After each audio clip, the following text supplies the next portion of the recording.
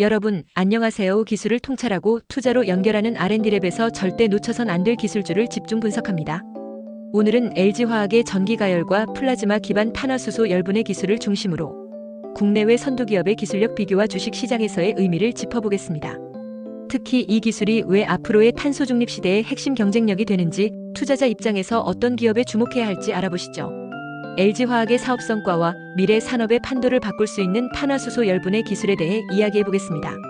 먼저 LG화학의 2024년 성과를 짚어보죠. 올해 LG화학은 매출 약 48조 9천억 원, 영업이익 약 9,100억 원을 기록했습니다. 전년 대비로 보면 매출은 약 11.5% 감소, 영업이익은 무려 63.8%나 급감한 수치인데요. 특히 석유화학 부문은 글로벌 공급 과잉과 원가 상승으로 4분기에 적자를 기록하기도 했습니다. 하지만 여기서 중요한 건 LG화학이 단순히 기존 사업의 타격에 머물지 않았다는 점입니다.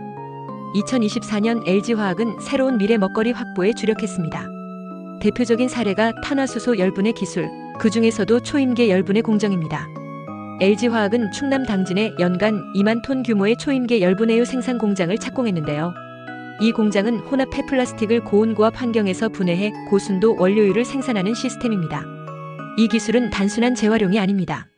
기존의 열분해보다 수율과 선택도가 높고 탄소 배출도 훨씬 낮기 때문에 ESG 관점에서도 주목받고 있습니다. 여기서 투자자 입장에서 중요한 포인트가 하나 있습니다. 이 열분해 기술은 단순히 실험실에서 멈추지 않습니다. BASF, 린데 같은 글로벌 화학기업들도 현재 전기가열 기반 탄화수소 분해와 플라즈마 기술에 막대한 투자를 하고 있습니다. 하지만 LG화학은 초임계 상태의 열분해 유닛을 파일럿이 아닌 상업 플랜트로 전환하는 데 성공했다는 점에서 기술 성숙도가 더 앞서 있다는 평가를 받고 있습니다.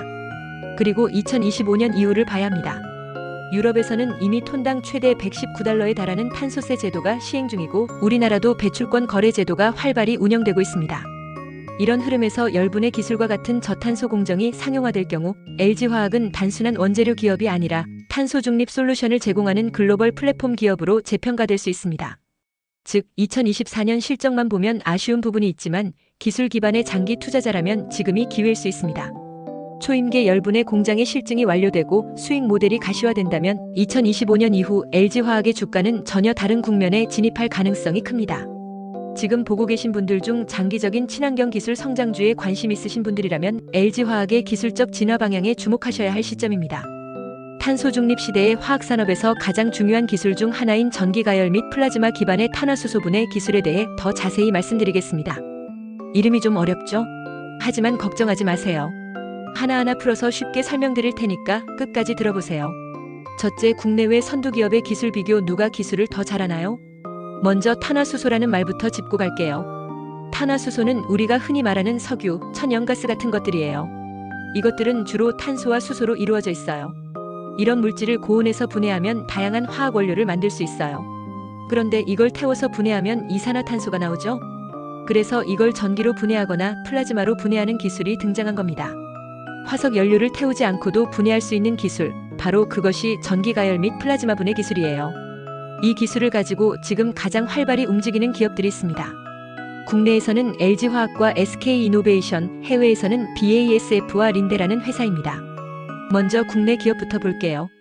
LG화학과 SK이노베이션은 전기로를 이용한 직접 가열 방식을 연구하고 있어요. 쉽게 말하면 특수한 금속 튜브에 전기를 흘려서 아주 뜨겁게 만든 뒤 그 안에 탄화수소를 집어넣어 분해하는 방식이에요. 이때 쓰이는 금속은 보통 합금이라고 부르는데 열에 매우 강하고 부식되지 않아야 하죠. 이 금속을 얼마나 잘 만들고 얼마나 효율적으로 가열하느냐가 기술의 핵심입니다. 해외 기업을 볼까요? BASF는 독일 회사인데 세계 최대의 종합화학 기업입니다. BASF는 이미 전기가열 기반의 탄화수소 분해 공정을 파일럿 규모로 운영 중이에요. 여기서 중요한 건 이 회사는 단순히 실험을 하는 게 아니라 실제로 상업화할 수 있는 수준까지 기술을 끌어올렸다는 겁니다. 그리고 또 다른 기업 린데. 이 회사는 플라즈마 기술에 집중하고 있어요. 플라즈마가 뭔지 아시나요? 고온의 에너지가 기체를 때려서 원자나 분자가 전자를 잃고 분해된 상태예요. 자연에서는 번개나 태양의 중심이 플라즈마 상태예요. 린데는 이 플라즈마를 인공적으로 만들어서 탄화수소를 순간적으로 분해하는 기술을 개발 중입니다. 정리하자면 국내 기업은 전기가열 기반 기술의 강점, 해외 기업은 플라즈마나 전기 공정의 상용화에 한 발 앞서 있다고 할 수 있습니다. 둘째, 해외 선두 기업의 주식 동향 기술이 주가에 영향을 줄 수 있을까? 그렇다면 이 기술을 개발하는 해외 기업들의 주식은 어떤 흐름을 보이고 있을까요? 먼저 BASF부터 볼게요. BASF는 독일 프랑크푸르트 증권 거래소에 상장되어 있고 글로벌 화학 시장에서의 입지 덕분에 안정적인 배당을 주는 회사로 유명합니다. 특히 이 회사는 지난 몇 년간 탄소 중립 대응 기술에 지속적으로 투자하고 있고 그 중심에 바로 전기로 기반의 화학 공정이 있습니다. 독일 내에서 대규모 파일럿 플랜트를 운영 중인 BASF는 기술 상용화가 눈앞에 와 있고 이로 인해 탄소세를 줄일 수 있다는 점에서 향후 수익성 개선이 예상되고 있습니다. 투자자들도 이런 흐름을 반영하여 장기 보유 가치가 있는 종목으로 평가하고 있어요. 다음은 린데입니다. 린데는 플라즈마 기술을 바탕으로 산업용 가스 시장과 연계한 다양한 신사업을 추진하고 있습니다. 미국 뉴욕 증시와 독일 증시에 동시에 상장되어 있고요. 특히 플라즈마 기술이 수소 생산, 탄화수소 분해, 반도체 플라즈마 공정 등 다양한 분야로 확대되면서 린데의 주가는 꾸준히 상승 곡선을 그리고 있어요. 시장에서는 기술 리더십이 강한 회사로 평가되고 있고 친환경 기술 트렌드의 수혜주로도 꼽히고 있죠. 셋째, 국내외 대학의 연구 동향 이론에서 실증까지 누가 무엇을 하고 있을까? 기업이 기술을 개발하려면 대학과 연구기관의 뒷받침이 필수겠죠. 지금 국내외 대학들도 활발히 이 기술을 연구하고 있습니다. 국내에서는 카이스트, 포스텍, 서울대가 주요한 역할을 하고 있어요. 카이스트는 전기가열 반응기 내부에서의 열분포 제어를 연구하고 있어요. 쉽게 말해 반응기 내부의 온도가 일정하게 유지되도록 설계하는 것이죠. 이게 왜 중요하냐면 분해 반응은 온도가 일정해야 품질이 일정하거든요. 포스텍은 고온 환경에서 버틸 수 있는 합금 개발에 집중하고 있습니다. 특히 전기를 오래 흘리면 합금이 열화되기 쉽기 때문에 내구성과 전도율을 동시에 만족시키는 소재가 필요해요. 이걸 잘 만들면 반응기의 수명이 늘어나고 유지보수 비용이 줄어들겠죠. 서울대는 통합 제어 시스템을 개발 중이에요. 쉽게 말하면 전체 반응 공정을 자동으로 조절하는 프로그램입니다. 이것은 공정 효율성과 안정성을 동시에 확보할 수 있게 해줘요. 해외에서는 MIT가 플라즈마 제어 기술에 강하고 ETH 추리히는 고내열 소재와 플라즈마 반응기의 시뮬레이션 연구를 집중적으로 하고 있어요. 이들은 이론뿐 아니라 실험실에서 실제로 장비를 만들어 검증도 병행하고 있습니다. 넷째, 글로벌 시장의 경쟁력, 왜 이 기술이 미래 산업의 핵심인가? 이제 가장 중요한 질문을 드려볼게요. 왜 이 기술이 중요할까요? 그 이유는 바로 탄소 중립 때문입니다. 전 세계적으로 탄소 배출을 줄이기 위한 정책이 강화되고 있고 이중 산업 공정에서 나오는 탄소를 줄이는 것이 가장 어렵고 비용이 많이 드는 분야예요. 그런데 전기로나 플라즈마를 이용하면 기존의 화석 연료 연소 방식보다 훨씬 적은 탄소를 배출합니다. 이것은 기업에게 엄청난 절세 효과를 가져다 줄 수 있어요. 예를 들어 스웨덴은 1톤의 이산화탄소를 배출할 때 약 $119, 우리나라는 약 3만 원 이상의 비용을 추가로 내야 하거든요. 기업 입장에서는 이런 세금을 아끼는 기술이 바로 수익이 되는 거예요. 게다가 이 기술은 석유화학, 수소 생산, 폐플라스틱 열분해, 반도체 공정 등 여러 산업에 두루 쓰일 수 있습니다. 그만큼 적용 범위가 넓고 시장이 큽니다. 현재 글로벌 화학 시장은 2024년 기준 약 4조 달러, 그중 탄소 저감 기술 관련 시장만 수천억 달러 규모로 평가되고 있어요. 다섯째, 주가 전망. 투자자 입장에서 어떤 흐름을 기대할 수 있을까? 마지막으로 이 기술을 기반으로 한 기업들의 주가 전망을 말씀드릴게요.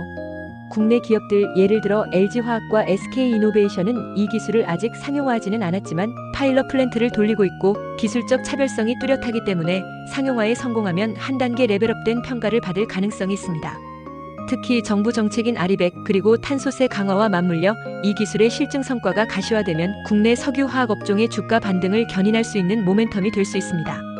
반면 BASF나 린데처럼 이미 기술을 보유하고 실증 또는 상업화 단계에 가까운 해외 기업은 보다 안정적인 수익성과 성장성을 바탕으로 장기 투자에 적합한 기업으로 평가받고 있습니다. 결론적으로 이 기술은 단기적으로는 국내 기업의 성장 기회, 장기적으로는 글로벌 시장에서의 ESG 기반 수익 모델로 작용할 가능성이 큽니다. 지금까지 전기가열 및 플라즈마 기반 탄화수소 분해 기술을 중심으로 기업의 기술력, 주식 동향, 대학의 연구, 글로벌 시장, 그리고 주가 전망까지 모두 정리해드렸습니다.